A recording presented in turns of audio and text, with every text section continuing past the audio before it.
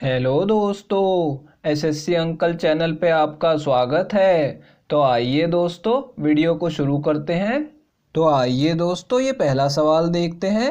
एक दुकानदार अपनी वस्तुओं पर 16% की छूट देता है, जिसके बाद भी उसे 26% का लाभ होता है। तो उन वस्तुओं का अंकित मूल्य उनके क्रय मूल्य से कितने प्रतिशत अधिक है, ये हमें बताना है दोस्तों। दोस्तों, ये बहुत ही इंपॉर्टेंट सवाल है जो अक्सर ही एग्जाम में पूछ लिया जाता है। देखिए यहाँ पे क्या बोला जा रहा है कि एक दुकानदार अपनी वस्तुओं पर 16% की छूट देता है, जिसके बाद भी उसे 26% का लाभ होता है। जब भी इस टाइप का सवाल आएगा और यहाँ पे अंकित मूल्य और क्रय मूल्य की बात की जा रही होगी, तो दोस्तों आपको ये शॉर्ट ट्रिक लगा देनी है जो मैं बताने वाला हूँ। देखिए यहाँ पे 16% की छूट देता है, तो यहाँ पे छूट है तो यानी 100 में से आपको क्या करना है, 16 को घटा देना है। ठीक है, यहाँ पे छूट है इसलिए 16 मैंने घटा दिया और यहाँ पे अनुपात लगा के देखिए यहाँ पे 26% का उसे लाभ होता है। तो यहाँ पे लाभ बोला गया है तो 100 में 26 को जमा कर देंगे। ठीक है, इतना काम आपको कर लेना है इसको। ठीक है, अब देखिए इसको घटाएंगे तो कितना आएगा, यहाँ पे 84 आ जाएगा और यहाँ पे 126 आ जाएगा। ठीक है, अब देखिए दोस्तों, मैंने आपको बताया था कि अंकित मूल्य और क्रय मूल्य की बात हो रही है। ठीक है, तो ये जो अनुपात आया ना दोस्तों, ये क्रय मूल्य का और अंकित मूल्य का अनुपात आया। ठीक है, इससे आपको सीधा अनुपात में पता लग गई वैल्यू। ठीक है, अब इसे काट के हम और छोटा कर लेंगे। इन दोनों को 42 से काटा जा सकता है। ठीक है, तो 42 दूनी 84 होता है तो 2 पे कटेगा, और ये 42 दिया 126 होता है तो 3 पे कटेगा। ठीक है, यानी कि यदि क्रय मूल्य 2 है तो अंकित मूल्य कितना होगा, 3 होगा। ठीक है, अब यहाँ पे क्या बोला गया कि जो अंकित मूल्य है वो क्रय मूल्य से कितने प्रतिशत अधिक है। ठीक है, तो यहाँ पे पहले हम देख लेंगे कितना अधिक है। यहाँ पे देखिए, यहाँ से दिख रहा है हमें, यहाँ पे 2 है तो ये 3 है, यानी 1 अधिक है। ठीक है, लेकिन हमसे प्रतिशत में पूछा गया है, तो देखिए यहाँ पे कितना अधिक है, 1 अधिक है। किससे अधिक है, ये क्रय मूल्य से अधिक है, यानी 2 से अधिक है। तो 2 से आपको भाग करना है और प्रतिशत में बदलने के लिए 100 से गुणा कर देना है। ठीक है, अब 2 से 100 को काटेंगे तो 50 पे कटेगा, यानी कि हमारा आंसर आ गया कि ये 50% अधिक है। तो ये हमारा आंसर होगा, ये दूसरा ऑप्शन करेक्ट है दोस्तों। तो आइए दोस्तों, अब अगले सवाल की तरफ चलते हैं। तो आइए दोस्तों, ये दूसरा सवाल देखते हैं।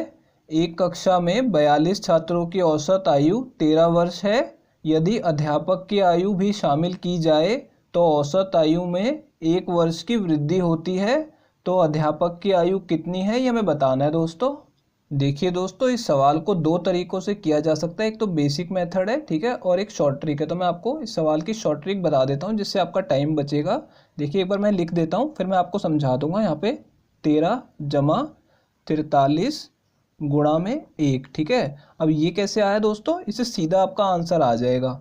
देखिए यहाँ पे 42 छात्रों का एक कक्षा है। ठीक है, एक समूह है, यानी 42 छात्रों का, जिसमें औसत आयु 13 वर्ष है। ठीक है, तो सबसे पहले क्या करना है, ये जो पहले वाले समूह की औसत आयु दी है इसको आपको सीधे सीधे लिख लेना है। ठीक है, अब देखिए यहाँ पे क्या बोला जा रहा है कि अगर अध्यापक की आयु भी शामिल की जाए तो औसत आयु में 1 वर्ष की वृद्धि हो जाती है। ठीक है, अब यहाँ पे क्या करना है, वृद्धि हो रही है तो जमा लगा देना है। अगर यहाँ पे कमी बोली गई होती तो माइनस लगा देते। ठीक है दोस्तों, तो हमने 13 लिख लिया और जमा लगा लिया। अभी 43 कहाँ से आया, तो यहाँ पे देखिए दोस्तों, पुराना वाला समूह मैंने आपको बताया था 42 छात्रों का समूह था, अब इसमें अध्यापक भी शामिल हो गया। ठीक है, तो यहाँ पे कितने व्यक्ति हो गए, 42 जमा 1 43। तो हमें जमा करके उनकी संख्या लिख देनी है। ठीक है, और इसे गुणा कर देना है जो औसत में वृद्धि हो रही है। यहाँ पे 1 वर्ष की वृद्धि हो रही है तो 1 से कर दिया गुणा, और अगर 2 वर्ष की हो रही होती तो 2 से कर देते। बस आपको ये कर देना है और आपका इससे आंसर आ जाएगा। तो यहाँ पे देखिए 13 और इन दोनों को गुणा करेंगे तो फर्क नहीं पड़ेगा, 43 ही रहेगा।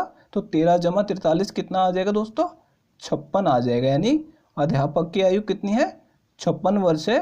तो आप इसकी और क्वेश्चंस पे प्रैक्टिस कीजिए, तो इससे आपकी इस पे कमांड आ जाएगी और आप बहुत जल्दी कर पाएंगे। तो ये तीसरा ऑप्शन करेक्ट है दोस्तों। तो आइए दोस्तों, अब अगले सवाल की तरफ चलते हैं। तो आइए दोस्तों, ये तीसरा सवाल देखते हैं।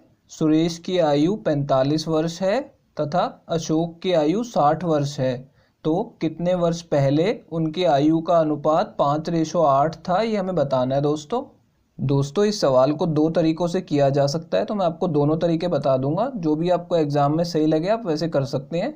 देखिए दोस्तों, सवाल में क्या बोला जा रहा है कि सुरेश की आयु 45 वर्ष है और अशोक की आयु 60 वर्ष बताई गई है। ठीक है, अब बोला जा रहा है कितने वर्ष पहले उनकी आयु का अनुपात 5:8 था, ठीक है। तो देखिए यहाँ पे हमें पता नहीं है कि कितने वर्ष पहले था, तो मैं इसे मान लेता हूँ कि x वर्ष पहले, जो भी हमें नहीं पता हमने उसे x वर्ष पहले मान लिया। ठीक है।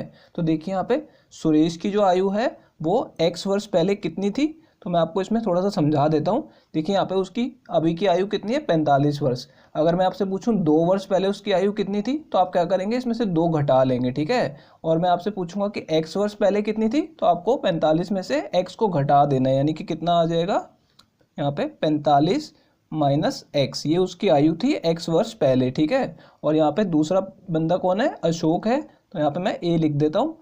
ठीक है। इसकी आयु कितनी थी x वर्ष पहले, तो यहाँ पे भी 60 में से हमने x को घटा लिया। ठीक है। अब क्या बोला जा रहा है कि उनकी आयु का अनुपात 5:8 था। ठीक है। तो ये हमने उनकी आयु निकाली है x वर्ष पहले की, तो अगर हम इन्हें अनुपात में ले लें 45 माइनस एक्स और 60 माइनस एक्स, तो यहाँ पे कितना था उनका अनुपात, यहाँ पे दिया हुआ है 5:8। ठीक है। तो इनके अनुपात के सामने हमने जो सवाल में अनुपात दिया हुआ है वो लिख दिया। ठीक है। अब इसे सॉल्व करके बस हमें x की वैल्यू निकालनी होगी। ठीक है। तो देखिए यहाँ पे 8 का गुणा इन दोनों में हो जाएगा, तो 45 अट्ठे कितना हो जाएगा, 360 माइनस 8x, और इसको इधर गुणा कर देंगे, यहाँ पे 60 पंजे 300 हो जाएगा। ठीक है। और माइनस में 5x आ जाएगा।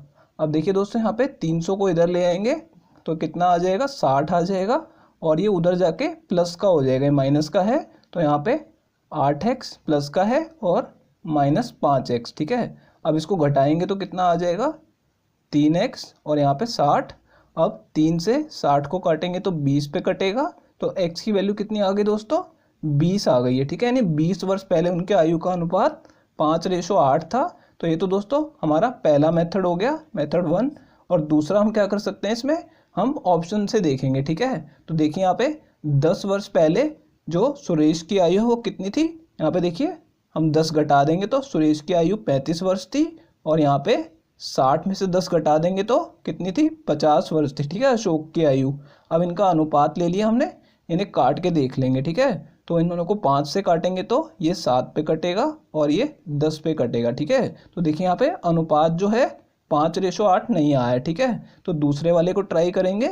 अब देखिए यहाँ पे कैसे करेंगे, 20 वर्ष पहले इसकी आयु कितनी थी, 45 में से 20 घटा देंगे तो यहाँ पे 25 आ जाएगा, और इसमें से 20 घटाएंगे तो 40 आ जाएगा। ठीक है। अब जब आप इन दोनों को 5 से काटेंगे तो कितना आ जाएगा, यहाँ 5 आएगा और यहाँ पे 8 आ जाएगा। तो ये ऑप्शन वाला तरीके से आप आसानी से आंसर निकाल सकते हैं। तो दोस्तों ये दूसरा ऑप्शन करेक्ट है। दोस्तों अगर ये वीडियो आपको पसंद आई हो तो इसे लाइक कर दीजिए, और दोस्तों अगर आप लोग चैनल पे नए हैं तो चैनल को सब्सक्राइब जरूर कर लीजिएगा, और दोस्तों नोटिफिकेशन बेल को दबाना बिल्कुल मत भूलिएगा। तो दोस्तों इस वीडियो को यहीं ख़त्म करेंगे, आपसे मिलते हैं अब अगली वीडियो में।